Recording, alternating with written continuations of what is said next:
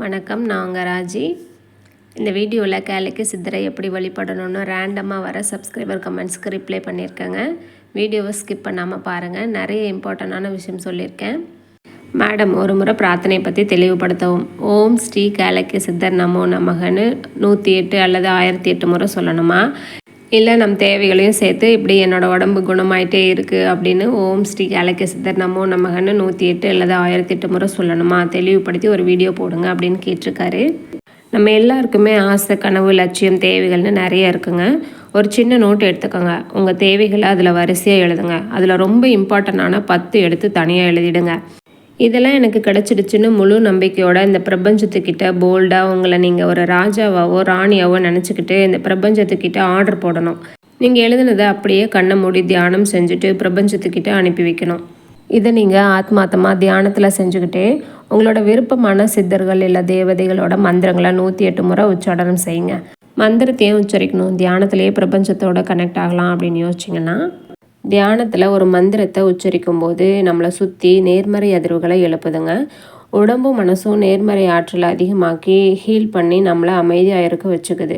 இன்னும் ஈஸியாக உங்களுக்கு புரிகிற மாதிரி சொல்லணும்னா, நீங்கள் அமைதியாக தியானத்தில் இருக்கிற அந்த 10 நிமிஷம் இருக்கிற எல்லா பிரச்சனையும் ஓடி வந்து எப்படி இருக்க, நல்லா இருக்கியா, பார்த்தியா, என்னை மறந்துட்டியே அப்படின்னு சொல்லி உங்களை டிஸ்டர்ப் பண்ணும். இதுவே ஒரு மந்திரத்தையும் சேர்த்து சொல்லும்போது உங்கள் கான்சன்ட்ரேஷன் எங்கேயுமே போகாதுங்க. உங்களுக்கு தேவையான விஷயங்கள் என்னவோ அதில் மட்டும்தான் கான்சன்ட்ரேஷன் பண்ணிகிட்ருப்பீங்க. ஒரு மந்திரத்தை திரும்ப திரும்ப நம்ம யூஸ் பண்ணும்போது அந்த தெய்வம் சாந்தி ஆகுது. அந்த சக்திக்கிட்ட இருந்து நம்ம விரும்பிய வரத்தை வாங்கிக்க முடியுது. காளியோட மந்திரத்தை 108, 1008, 1008 முறை சொல்லும்போது உக்கிரதெய்வமான காளி சாந்த ஸ்வரூபிணியாக மாறி மந்திரம் சொன்ன அந்த நபருக்கு வசியமாறாங்க. நம்ம பயன்படுத்துகிற சின்ன சின்ன மந்திரங்கள் கூட ரிஷிகள், யோகிகளால் உருவாக்கப்பட்டதுங்க. அவங்க அந்த மந்திரத்தை உருவாக்கி உண்மையாக தன்னோட தகுதியை நிரூபிக்க அதை பயன்படுத்தி காலங்காலமாக இதெல்லாம் நடக்குமா அப்படின்னு யோசிக்கிற பல விஷயங்களை சாதித்து காட்டியிருக்கிறாங்க. மந்திர சித்தின்றது ஒரு மந்திரத்தை முழுசாக பயிற்சி செஞ்ச குரு மூலமாக நமக்கு கிடச்சிருக்கணும். அப்போது தான் முழு பலனையும் அடைய முடியும். நம்ம எல்லாருக்கும் ஒரு குரு கண்டிப்பாக இருப்பாங்க. இல்லை நான் சோசியல் மீடியாவில் பார்த்து தான் கற்றுக்கிட்டு சொல்லிகிட்ருக்கேன் அப்படின்னு நீங்கள் சொல்கிறீங்க அப்படின்னா, ஒரு மந்திரத்தை யார் கொண்டு வந்து உங்ககிட்ட சேர்க்குறாங்களோ அவங்க தான் உங்களோட குருன்ற ஸ்தானத்தையும் எடுத்துக்கிறாங்க. மந்திரம் சொல்கிறதுக்கு முன்னாடி குளிக்கணுமா, தியானம் பண்ணுறதுக்கு முன்னாடி குளிக்கணுமா அப்படின்னு கேட்டிருந்தீங்க.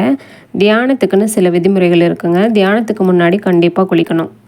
இப்போ நான் ஒரு கேள்வி கேட்குறேங்க. உங்கள் முன்னாடி 2 பேர் உட்காந்துட்ருக்காங்க. அதில் ஒருத்தர் ஜவ்வாது வாசனை பர்ஃப்யூம் போட்டிருக்காரு, இன்னொருத்தர் வேர்வை வாசனையோடு இருக்கார். நீங்கள் இந்த 2 பேரில் யாரை சூஸ் பண்ணி யார் பக்கத்தில் போய் உட்காருவீங்க? இன்னும் கொஞ்சம் டெப்த்தாக சொல்லணும்னா, பிரம்ம முகூர்த்த டைமில் குளித்து ரெடி ஆகிட்டு பாலாவோட மந்திரத்தை பாடி கூப்பிடும்போது 18 சித்தர்களும் உங்கள் பக்கத்தில் உட்காந்து நீங்கள் பாடுற அதே மந்திரத்தை பாடி பாலாவை கூப்பிடுவாங்க. தியானத்துக்குன்னு சில ரூல்ஸ் இருக்குங்க. அதை கண்டிப்பாக ஃபாலோ பண்ணணும். காடு, மேடு, வீடுன்னு எங்கேனாலும் உட்காந்து தியானம் பண்ணுங்கள். அமைதியான இடமா இருந்தால் போதும். காட்டுக்குள்ளே தியானம் பண்ணுறேன்னு இருட்டில் போய் காட்டுக்குள்ளே இருக்கிற எதையாவது தட்டி எழுப்பி சண்டை போட்டுட்ருக்காதீங்க. இப்போவும் நீங்கள் கொல்லிமலைக்கு போனீங்கன்னா ஒளி ரூபத்தில் சித்தர்கள் காட்சி கொடுக்குறத பார்க்கலாங்க. அப்படி தெரியலனாலும் திருநீர், ஜவ்வாது, சந்தன வாசம் காற்றுல உங்களை உணர வைக்கும். யாராவது கொல்லிமலையில் இதை உணர்ந்திருக்கீங்களான்னு கமெண்ட் பண்ணுங்கள். எந்த மந்திரத்தையும் 9 மடங்குகளாக சொல்லும்போது சிறப்பான பலன் கிடைக்குங்க. ரொம்ப நாளாக மந்திரம் சொல்கிறோம், தியானம் பண்ணுறோம், மந்திரம் சித்தி ஆகிடுச்சான்னு செக் பண்ணிங்களா? எப்பவும் ஸ்ட்ரெஸ்ஸில் இருக்கிற மைண்ட் காமாக இருக்கிறத ஃபீல் பண்ணணும். மனசு அமைதியாக எதையும் யோசித்து தெளிவான முடிவு எடுக்கிறதுல ஸ்ட்ராங்காக இருக்கணும். அடுத்து ரொம்ப இம்பார்ட்டன்ட், உங்கள் மேலே இருந்தோ இல்லை உங்களை சுற்றியோ நல்ல ஒரு தெய்வீக வாசனை வர்றதை உணர முடியுதா? இதெல்லாம் ஸ்டெப் பை ஸ்டெப்பாக நீங்கள் சாதாரணமாக உணர்வீங்க. அடுத்ததாக எந்த நேரத்தில் மந்திர பயிற்சி பண்ணணும்னு ஒரு கேள்வி. ஒரு மந்திரத்தை பயிற்சி பண்ணுறதுக்கு எப்பவும் ஒரே நேரத்தை எடுத்துக்கோங்க. தினமும் காலையிலையோ சாயந்தரமோ நீங்கள் எப்போ ஃப்ரீயாக இருக்கீங்களோ அந்த டைம் சூஸ் பண்ணிக்கிட்டு ஒவ்வொரு நாளும் ஒரே நேரத்தில் பயிற்சி செய்கிறதுக்கு முயற்சி பண்ணுங்கள். அடுத்ததாக பிரம்ம முகூர்த்த நேரத்தில் தூங்காமல் ஏன் பூஜை பண்ணிட்டு உட்காந்துருக்கீங்கன்னு ஒரு கேள்வி. பொதுவாக பிரம்ம முகூர்த்த நேரம் சூரியன் உதிக்கிறதுக்கு முன்னாடி வர 1.5 மணி நேரத்தை கணக்கில் எடுத்துக்கணும் அப்படிங்கிறது நம்ம எல்லாருக்கும் தெரியுங்க. அந்த நேரத்தில் தேவர்களும் பித்ருக்களும் நம்ம வீட்டுக்கு வருவாங்கன்றது ஐதீகம். அந்த சமயத்தில் நம்ம தூங்கிட்டு இருந்தால் அவங்கள வெல்கம் பண்ணலன்னு திரும்பி போயிடுவாங்களாம். பிரம்ம முகூர்த்த நேரத்தில் எழுந்து குளிச்சுட்டு நெத்தி நிறைய விபூதி எடுத்து பூசிட்டு கடவுளை வேண்டி வணங்கி பிரார்த்தனை பண்ணிட்டு வரவங்களுக்கு மகாலட்சுமியோட கடாட்சம் எப்பயும் இருக்கும் அப்படிங்கிறது பல பேரோட அனுபவம் உண்மைங்க. இது மட்டும் இல்லாமல் வாசலில் அரிசி மாவு கோலம் போடுறது, சூரிய உதயத்துக்கு முன்னாடி விளக்கு ஏற்றுறது, சூரிய அஸ்தமனத்துக்கு முன்னாடி விளக்கு ஏற்றுறது, பூஜை பண்ணுறது, சிவமந்திரத்தை வீட்டில் சொல்கிறது, இந்த மாதிரி விஷயங்களை தொடர்ந்து பண்ணிட்டு வரும்போது நல்ல பாசிட்டிவ் வைப்ரேஷன் நம்மக்கிட்ட இருந்துகிட்டே இருக்குங்க. வீட்டில் இருக்கிற நெகட்டிவிட்டியோடு சேர்ந்து நம்மளை கஷ்டப்படுத்திட்டு இருக்கிற பல பிரச்சனைகளும் கண்டிப்பாக காணாமல் போயிருக்குங்க. பாசிட்டிவ் வைப்ரேஷன் எப்பயும் இருந்துகிட்டே இருக்கும். இது வரைக்கும் என்னென்ன பார்த்தோன்னு ஒரு டைம் ஞாபகப்படுத்துகிறேங்க. மந்திரத்தை தேர்ந்தெடுக்கணும், அதோட அர்த்தத்தை புரிஞ்சுக்கணும், தியானம் பண்ணுறதுக்கு அமைதியான இடத்தை தேர்ந்தெடுக்கணும், எந்த நேரத்தில் தியானம் பண்ணணும் அப்படிங்கிறத முடிவு பண்ணணும். அடுத்ததாக தியானம் பண்ணுறதுக்கு எந்த பொசிஷனில் உட்காரணும் அப்படின்னு ஒரு கேள்வி.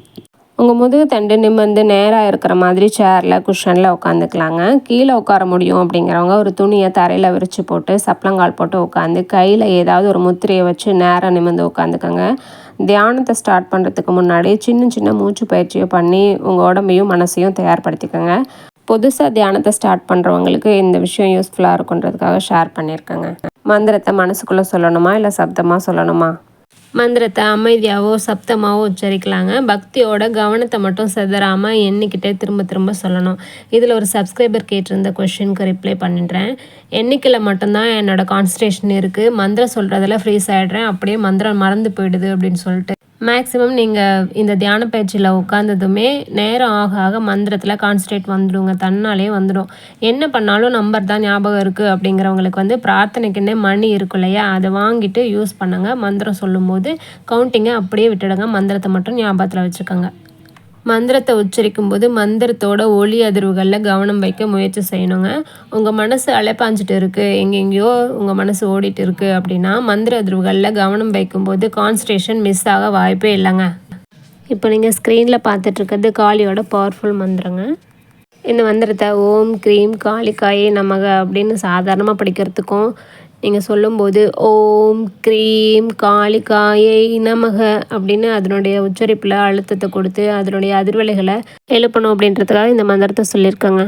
இந்த மாதிரி காளியோட மந்திரத்தை தீட்சை இல்லாமல் சாதாரண குடும்ப பெண்கள் சொல்லலாமா அப்படின்னு கேட்பீங்க. காளியை பற்றி நீங்கள் என்ன நினைக்கிறீங்கன்னு உங்கள் புரிதலை பொறுத்துதுங்க. காளி மாதா பில்லி சூனியம் செய்கிறவங்களுக்கு உதவி செய்கிற தெய்வம்னு நினச்சா அப்படி இல்லைன்னு தாங்க சொல்லுவேன். காளியோட உருவம் பார்க்குறதுக்கு பயமுறுத்துற மாதிரி இருந்தாலும் உண்மைக்கு மட்டும்தாங்க கட்டுப்படுவாங்க. நம்ம எண்ணங்கள் நேர்மையாக இருந்தால் நம்மளை நல்வழிப்படுத்துவாங்க. ஒரு குறிப்பிட்ட நாள் தியானம் செஞ்சுட்டு அப்படியே விட்டுறாதீங்க. தியானத்தை பழக்கப்படுத்திக்கிட்டிங்கன்னா உங்களுக்கு நடக்கிற நல்லது கெட்டதெல்லாம் நடக்கிறதுக்கு முன்னாடியே உங்கள் கனவுலையோ தியானத்துலையோ வந்து காட்டுங்க. எப்பயும் ஒரு டம்ளர் தண்ணி எடுத்து கையில் வச்சுட்டு உங்களோட ஆசைகள் கனவுகள் அப்படின்னு ஏதாவது ஒரு விஷயம் இருக்கும் இல்லையா, அதை அந்த தண்ணியில் சொல்லிவிட்டு பூஜை ரூம் பக்கத்தில் வச்சுட்டு அதுக்கப்புறம் தியானத்தை ஸ்டார்ட் பண்ணுங்கள். தியானம் முடிஞ்சதுக்கப்புறமா இந்த பிரபஞ்சத்துக்கு ஒரு தேங்க்ஸ் சொல்லிவிட்டு நீங்கள் எழுந்துக்கோங்க. சின்னவங்க பெரியவங்கன்னு யார் வேணாலும் தியானம் பண்ணலாங்க. ஏதாவது ஹெல்த் இஷ்யூஸ் இருக்குது அப்படின்னும்போது கண்டிப்பாக தியானத்தை ஸ்டார்ட் பண்ணுறதுக்கு முன்னாடி ஒரு டாக்டரை பார்த்து அட்வைஸ் வாங்கிட்டு அதுக்கப்புறம் தியானத்தை ஸ்டார்ட் பண்ணுங்கள். இதை பண்ணலாமா வேணாமான்னு நீங்கள் அதுக்கப்புறமே டிசைட் பண்ணுறது நல்லது. நம்ம சோசியல் மீடியாவில் பார்க்குற எல்லாத்தையும் அப்படியே பண்ணிடாமல் நமக்கு எதெல்லாம் செட் ஆகும் ஆகாதுன்னு யோசித்து ஒரு கம்ஃபர்ட் ஜோனுக்குள்ளே வந்ததுக்கப்புறமா எந்த விஷயத்தையும் செய்கிறது நல்லதுங்க. இந்த வீடியோ ஏதாவது ஒரு வகையில் உங்களுக்கு யூஸ்ஃபுல்லாக இருந்துச்சு அப்படின்னா கண்டிப்பாக லைக் பண்ணிவிடுங்க. நம்ம சேனலை சப்ஸ்கிரைப் பண்ண மறக்காதீங்க. வேறொரு நல்ல வீடியோவில் சந்திக்கிறேன். Thank you friends. சுகமே சூழ்க.